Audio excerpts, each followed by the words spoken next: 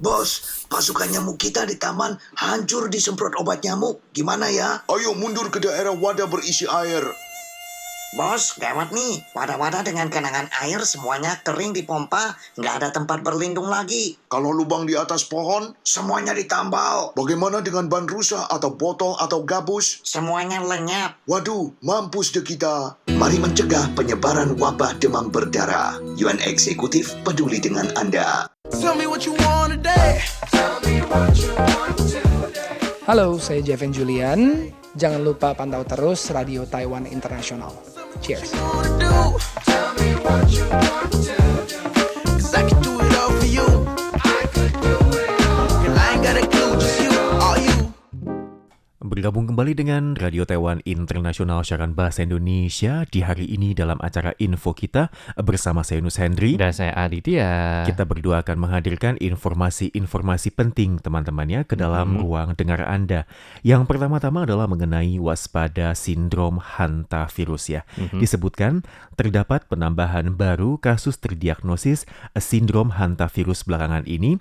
Terdiagnosis ketika berobat ke dokter dan setelah muncul gejala demam, sakit kepala, tidak ada nafsu makan, dan diare serta gejala lainnya. Hantavirus adalah penyakit zoonosis yang ditularkan hewan pengerat ke manusia. Dan jika manusia ini menghirup atau bahkan bersentuhan dengan benda atau debu yang terkontaminasi kotoran hewan pengerat ya, atau bahkan luka digigit oleh hewan pengerat, ini maka mungkin akan tertular hantavirus. Untuk mengurangi resiko tertular teman-teman, di bawah ini adalah beberapa tindakan anti hewan pengerat. Yang pertama adalah bersihkan lingkungan Anda dan juga jaga kebersihan lingkungan. Hindari makanan dalam kondisi yang terbuka. Yang kedua, menutup lubang dinding dan jalan yang mungkin dimasuki oleh tikus. Yang ketiga adalah membuang sampah dapur dan sampah lainnya dengan benar. Jangan biarkan hewan pengerat untuk mencari makanan. Dan jika Anda menemukan terkait resiko wabah pes maupun sampar, maka Anda bisa menghubungi hotline anti wabah di 1922. Dan jika Anda butuh layanan penerjemah, maka Anda bisa menghubungi hotline 1955. Betul, jadi kan belakangan ini juga banyak sekali berita yang memberitakan banyak sekali ya tikus bermunculan baik di mungkin di tempat perbelanjaan lah atau bagaimanapun ya. Maka dari itu apalagi yang namanya hewan pengerat salah satunya adalah tikus ya. Jadi harus hati-hati.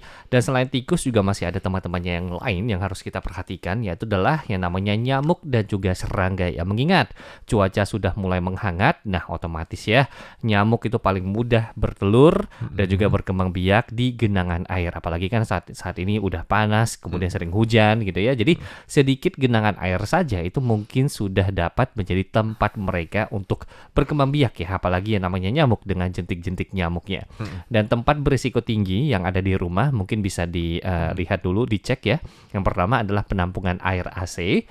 Kemudian kedua adalah lekukan pada bangku plastik. Kemudian ketiga adalah saluran pembuangan air yang ada di atap. Kemudian juga selanjutnya berbagai jenis wadah air yang tergenang dan juga tatakan pot bunga Anda. Nah, misalkan kalau di rumah Anda ada beberapa barang ini, tidak ada salahnya ya untuk dicek dulu. Ya, siapa tahu mulai ada tuh yang namanya jentik-jentik nyamuk ya. Kalau bisa rutin dibersihkan ya teman-teman ya. Karena kalau tempat-tempat itu tidak dibersihkan secara berkala, maka sekali lagi nyamuk-nyamuk itu bakal terus berkembang biak, otomatis ya, bahkan menambah yang namanya risiko demam berdarah dan juga penyakit-penyakit lainnya yang ditularkan oleh nyamuk.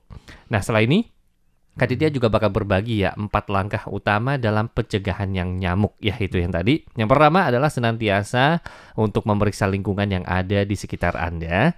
Kemudian kedua adalah kuras genangan air ya. Kemudian ketiga, bersihkan wadah yang tidak diperlukan.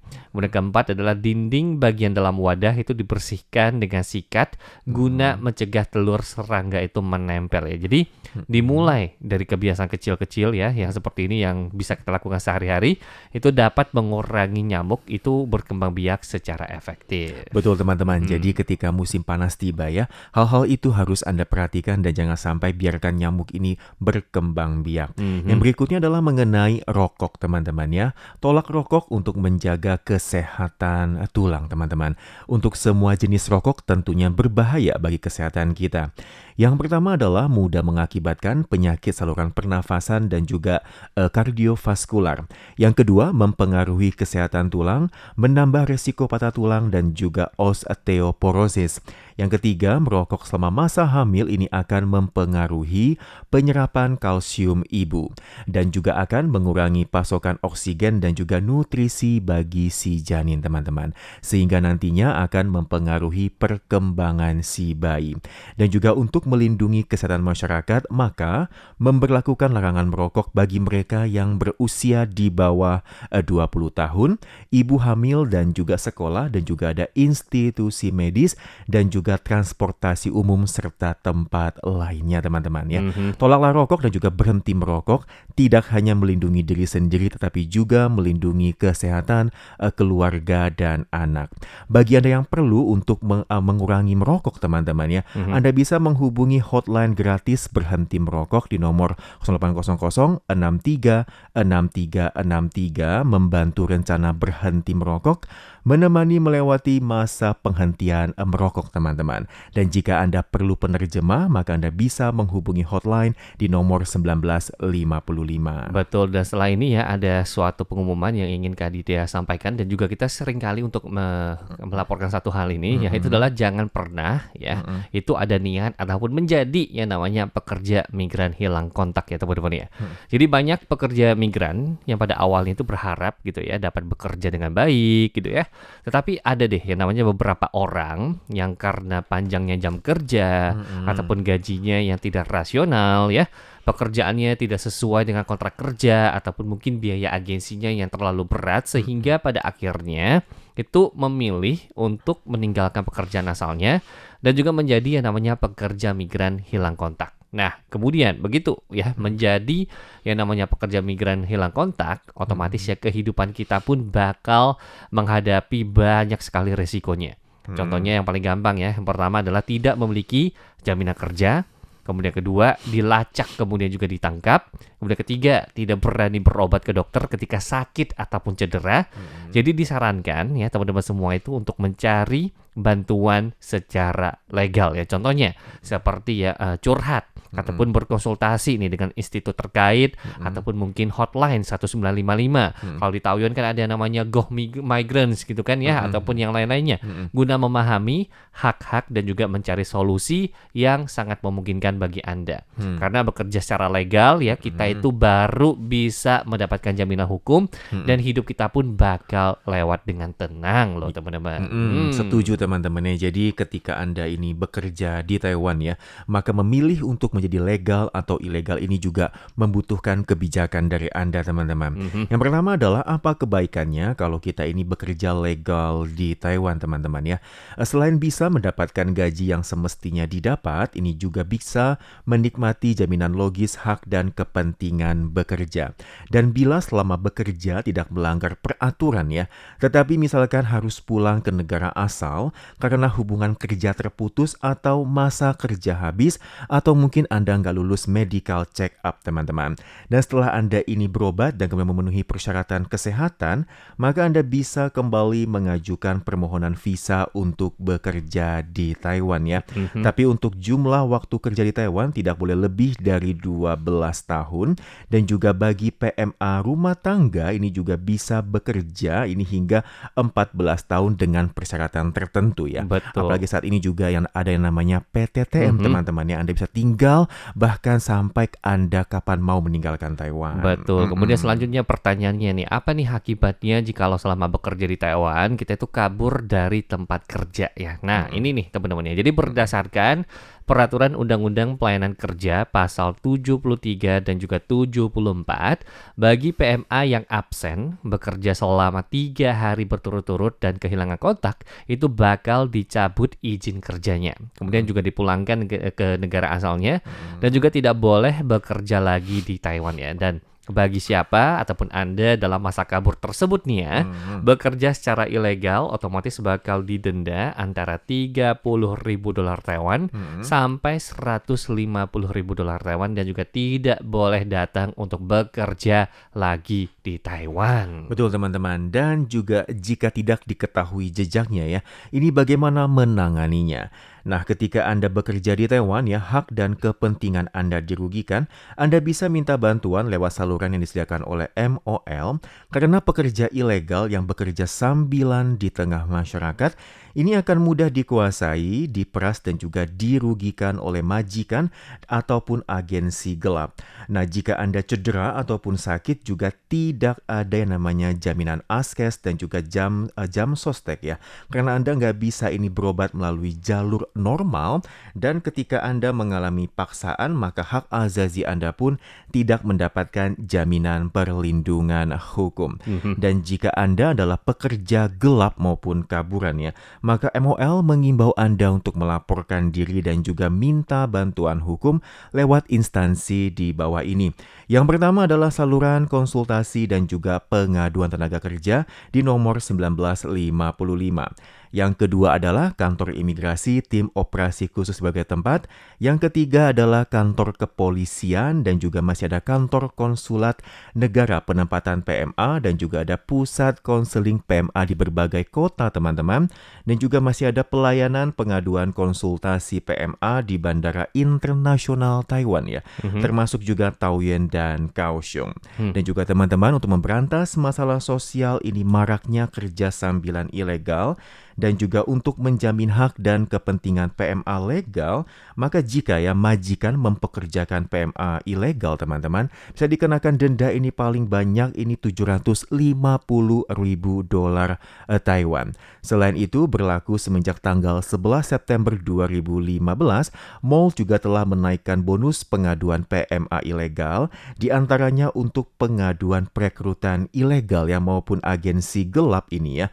Maka setiap kasus ini pengaduan bisa mendapatkan bonus maksimal $70.000 Taiwan ya. Ini berdasarkan jumlah PMA kaburan yang tertangkap teman-teman. Dan juga harap manfaatkan saluran pengaduan di nomor 0800 000978 ya atau bisa menghubungi saluran konsultasi dan pengaduan 1955 untuk melakukan pelaporan. Iya, jadi itu adalah beberapa hal yang harus diperhatikan ya teman-teman ya. Kemudian juga sebentar lagi Kak Ditya juga bakal berbagi informasi nih ya terkait masalah-masalah dan juga peraturan-peraturan terkait lainnya yang perlu diperhatikan ketika kita itu berada di Taiwan ya teman-teman ya. Yang pertama yaitu adalah biaya agensi negara asal PMA dan juga biaya pelayanan agensi yang ada di Taiwan. Jadi pertama nih ya teman-teman ya, agar biaya agensi yang dibayar oleh kita-kita ataupun PMA yang bekerja di Taiwan itu dibuat secara jelas dan adil, maka Kemenaker Taiwan atau kita sebut saja sebagai MOL itu memberikan saran ya kepada negara asal PMA untuk menetapkan biaya agensi berdasarkan batas limit 1 bulan gaji.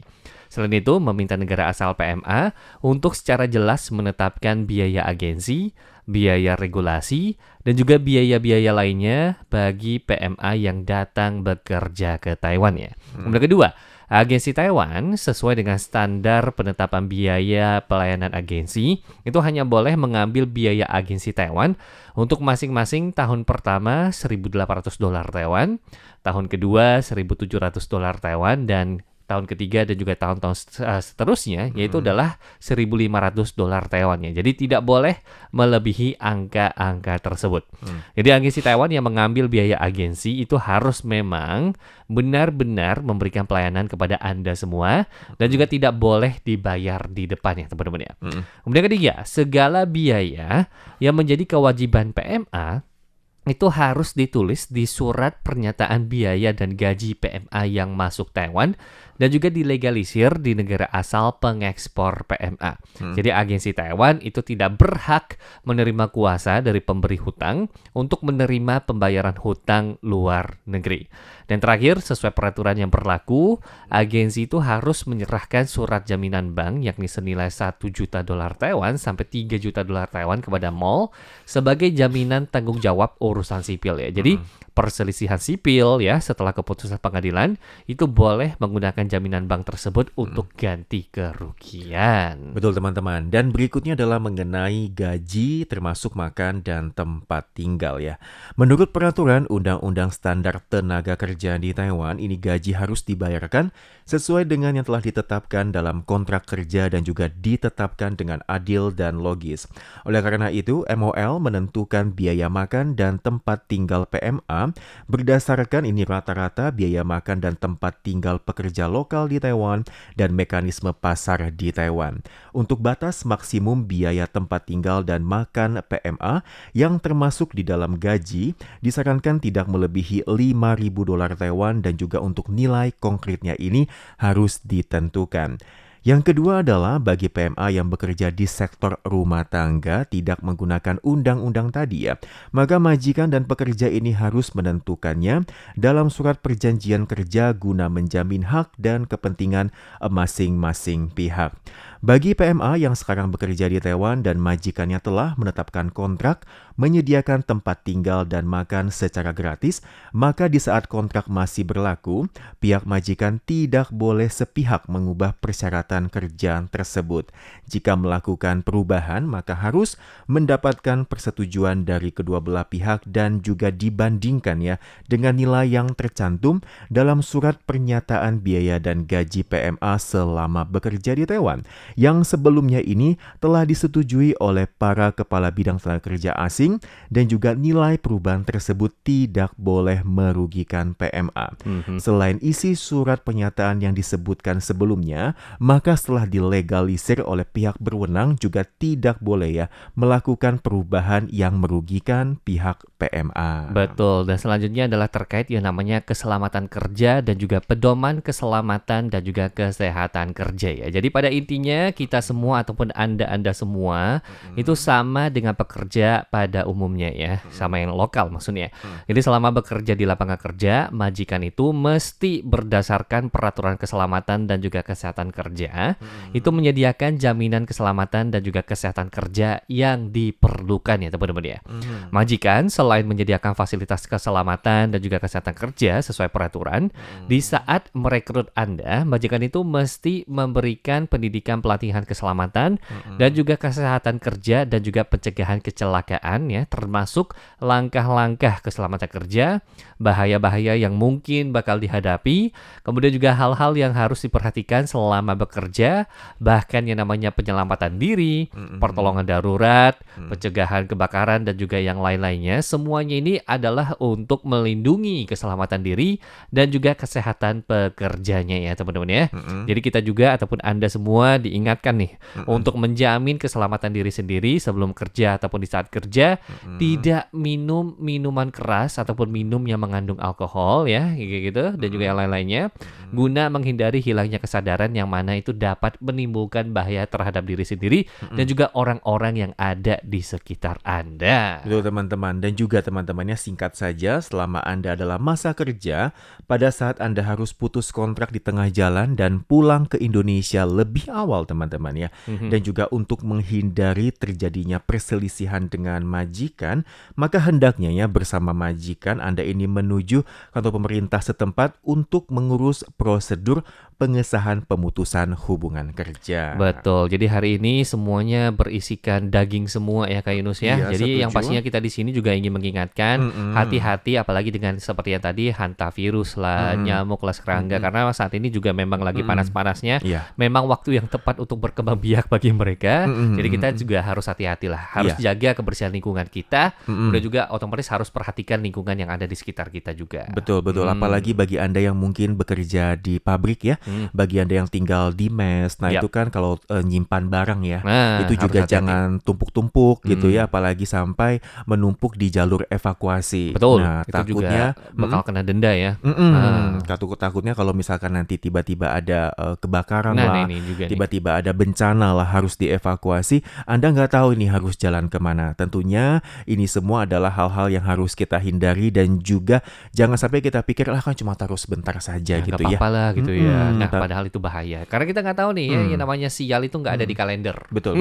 Jadi teman-teman harus lebih hati-hati dan waspada. Oke teman-teman, demikian untuk acara info kita. Semoga bermanfaat bagi Anda semua. Saya Yunus Hendri. Saya Aditya. Kita akan bertemu kembali di udara di pekan mendatang. Sampai jumpa.